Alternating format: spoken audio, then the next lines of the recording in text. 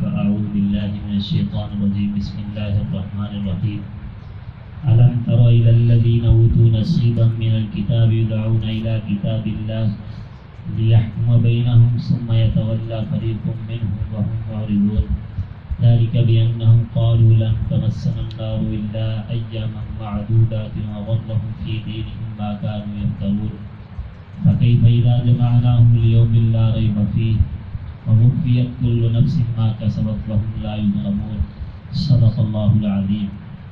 کیا نہیں دیکھا آپ نے ان لوگوں کی طرف جن کو کتاب کا کچھ حصہ دیا گیا، یدعون اور پکارا ان کو اللہ کی کتاب کی طرف تاکہ فیصلہ کرے ان کے درمیان۔ آپ پھر پیٹ پھیری ان میں سے ایک گروہ نے اور وہ اعراض کرنے والے تھے۔ ذالک بأنہم، یہ اس وجہ سے کہ کہا انہوں نے کہ ہرگز نہیں ہم کو آگ پکڑے گی مگر چند دن۔ دھوکے میں ڈالا ان کو ان کے دین نے جو انہوں نے جھوٹ گڑا۔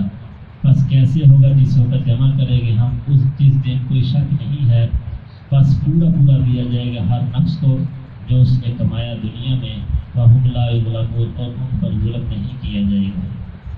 پچھلی آیات میں اللہ رب العزت نے یہود کا جو حضور صلی اللہ علیہ وسلم کے زمانے کے یہودی تھے ان کو ان کے آباء و اجداد کی کرتوتیں بتلائی تھی کہ انہوں نے ایک ہی وقت میں 43 پیغمبروں کو شہید کیا اور پھر ان کے جو مدد کرنے کو والے صحابی ہیں ان کو شہید کر دیا۔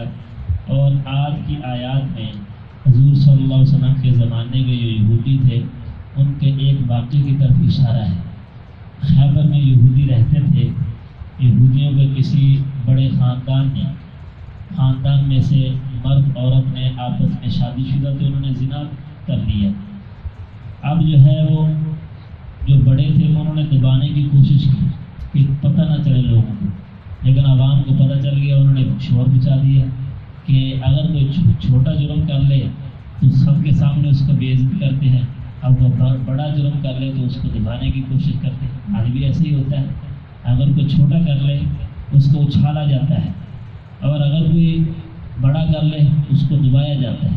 تو عوام نے جو ہے شور مچانا شروع کر دیا کہ جس طرح کسی چھوٹا جو آدمی جو ہے چھوٹی ذات کا یا جو کم پیسے والا ہے وہ گناہ کر لے اس کو جس طرح رجم کیا جاتا ہے اس طرح ان کو بھی رجم کیا جائے۔ تو اب انہوں نے جو بڑے تھے انہوں نے مشورہ کیا کہ ہم ایسے کرتے ہیں، ہم مدینہ میں جاتے ہیں، کیونکہ حضور صلی اللہ علیہ وسلم انہوں نے آپس میں مشورہ کیا کیونکہ ہے تو وہ سچے نبی، حضور صلی اللہ علیہ وسلم کے بارے میں کہنے لگے کہ ہے تو وہ سچے نبی، تو ہم ان کے پاس جاتے ہیں، ہو سکتا ہے کہ ان کی شریعت میں کوئی نرمی ہو تو رجم سے بچ جائے۔ تو ان کا وفد جو ہے مدینہ میں آیا اور آ کر حضور صلی اللہ علیہ وسلم کہنے لگے کہ ہم جو ہیں آپ کے پاس ایک مقدمہ لے کر آئے گا، آپ ہمیں ٹائم دیں۔ حضور صلی اللہ علیہ وسلم نے ان کو ٹائم دیا تو مدینہ میں یہ بات مشہور ہو گئی کہ یہودی جو ہے حضور صلی اللہ علیہ وسلم کے پاس مقدمہ لے کر آئے ہیں۔ ان کے ساتھ جو ہے ایک وفد کے ساتھ ایک بڑا عالم جو یہودیوں کا تھا، تورات و انجیل کا عالم تھا، ابن سوریہ، وہ ایک آنکھ سے کانا تھا۔ تو حضور صلی اللہ علیہ وسلم نے جب مقدمہ حضور صلی اللہ علیہ وسلم کے سامنے پیش کیا گیا کہ اس طرح مرد عورت نے یہ کام کر لیا ہے، اب اس کی سزا کیا ہے؟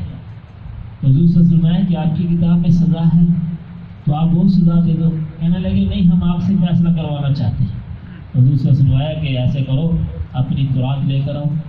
تو وہ تورات وہ کہنے لگے تورات میں یہ حکم نہیں ہے، تو حضور صلی اللہ علیہ وسلم تورات لے کر آؤ، پڑھ کے مجھے سناؤ۔ تو جب انہوں نے پڑھنی شروع کی، جہاں جو ہے رجم کا تذکرہ تو چھوڑ دیا۔ تو عبداللہ بن سلام رضی اللہ تعالیٰ عنہ یہ یہود کے بڑے پیر اور عالم تھے، بہت بڑے عالم تھے، اللہ رب العزت نے ان کو اسلام کی دولت سے نوازا تھا۔ یہ اس وقت مجلس میں بیٹھے تھے، وہ فوراً کہنے لگے یا رسول اللہ کذب، جھوٹ بولا اس نے، یہ چھوڑ گیا ہے۔ تو پھر انہوں نے خود کتاب پکڑ کر جو وہ سارا پڑھ دیا کہ یہ دیکھو یہاں رجم کا حکم ہے۔ تو حضور صلی اللہ علیہ وسلم آیا کہ دیکھو جو حکم آپ کی کتاب میں ہے وہی حکم ہماری کتاب میں ہے۔ شادی شدہ اگر جو ہے اس طرح کا کام کر لے تو ان کو رجم کیا جاتا ہے، یہی حکم آپ کی کتاب میں اور یہی حکم ہماری کتاب میں ہے۔ تو اس وقت یہ آیت نازل ہوئی، علم تر الی الذین اوتوا نصیبا من الکتاب، کہ وہ لوگ آپ نے نہیں دیکھا ان لوگوں کو جو کتاب کا جن کو حصہ دیا گیا، جب ان کو کتاب لانے کے کہا گیا کہ اپنی کتاب پڑھو تو تاکہ تمہارے دل میں فیصلہ کرے، انہوں نے اس کتاب کو چھوڑ دیا۔ ثم یتولی فریق منہم، ان میں سے ایک گروہ نے جو ہے اس کتاب کو چھوڑ دیا، حصہ ہی چھوڑ دیا، اس کو پڑھنا ہی چھوڑ دیا۔ وہم معرضون، وہ اعراض کرنے والے سے کتاب تھے، کیونکہ سخت مسئلہ تھا۔ اور آج بھی ایسے ہی ہوتا ہے، کام ہو جائے بھی کہتے ہیں مولوی صاحب اس میں کوئی آسانی نکالو۔ پھر مولوی کا کام ہوتا ہے مسئلہ بتانا، مسئلہ بنانا مولوی کا کام نہیں ہوتا۔ مولوی صرف مسئلہ بتاتا ہے، مسئلہ بناتا نہیں ہے۔ تو یہودی تھے جو پہلی امتیں اسی لیے تباہ ہوئی ہیں، انہوں نے جب کوئی بڑا آتا تو وہ تھوڑی سی جو ہے نرمی کر کے اس کو مسئلہ بدل دیتے، یا پھر ان کو اگر ان کو نذرانہ زیادہ دے دیتا تو وہ مسئلہ بدل دیتے۔ اگر آج بھی اس طرح ہوگا تو یہ کیونکہ اللہ رب العزت نے اس کتاب کی علم کی ایک ایک لفظ کی حفاظت کا ذمہ اپنے لیے لیا ہے۔ اگر کوئی اس طرح کرنے کی کوشش کرے گا تو دوسرا اس کے خلاف کھڑا ہو جائے گا، چاہے وہ جو بھی ہو، چاہے اس کا بھائی ہو۔ اگر اس نے مسئلہ تبدیل کرنے کی کوشش کی تو دوسرا اس کے خلاف کھڑا ہو جائے گا، اس لیے کہ اللہ رب العزت نے اس کتاب کی حفاظت کا ذمہ لیا ہے۔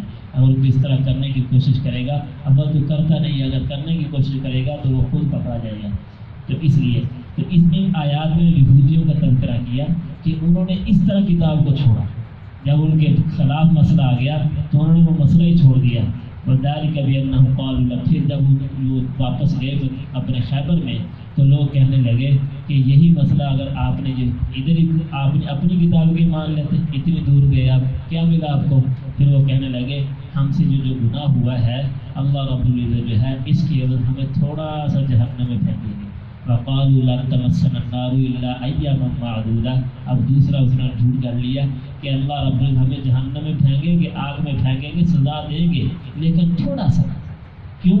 کہتے اتنے دیر پھینکیں گے جتنی دیر جو ہے ہمارے آبا و اجداد نے وہ بچڑے کی پوجا کی تھی، بس 40 دن انہوں نے کی تھی، تو 40 دن جو ہے ہمیں جو تھوڑے سے دن جہنم میں جانا پڑے گا۔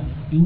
اس کی وجہ یہ بھی بیان فرماتے تھے کہ ہم جو ہے اللہ کے محب ہیں، اللہ ہم سے محبت کرنے والا ہے، ہم انبیاء کی اولاد ہیں، تو اس لیے جو ہے ہمیں اللہ رب العزت زیادہ جہنم میں نہیں پھینکیں گے۔ تو اللہ رب العزت اس کی بھی ترغیب کی، وغرہم فی دینہم ما کانوا یفترون، انہوں نے اپنے دین کی اپنی سمجھ کی وجہ سے اللہ رب العزت پر جھوٹ گڑا ہے۔ اب جب اللہ رب العزت کو جب اکٹھا کریں گے قیامت والے دن، مسلمان بھی اکٹھے ہوں گے، یہودی بھی اکٹھے ہوں گے، جب اللہ رب العزت ہر نفس کو جو اس نے دنیا میں کام کیا اس کا پورا بدلہ دیا جائے گا، اس وقت پتہ چلے گا کہ یہ تھوڑے دن رہتے ہیں یا ہمیشہ رہیں گے۔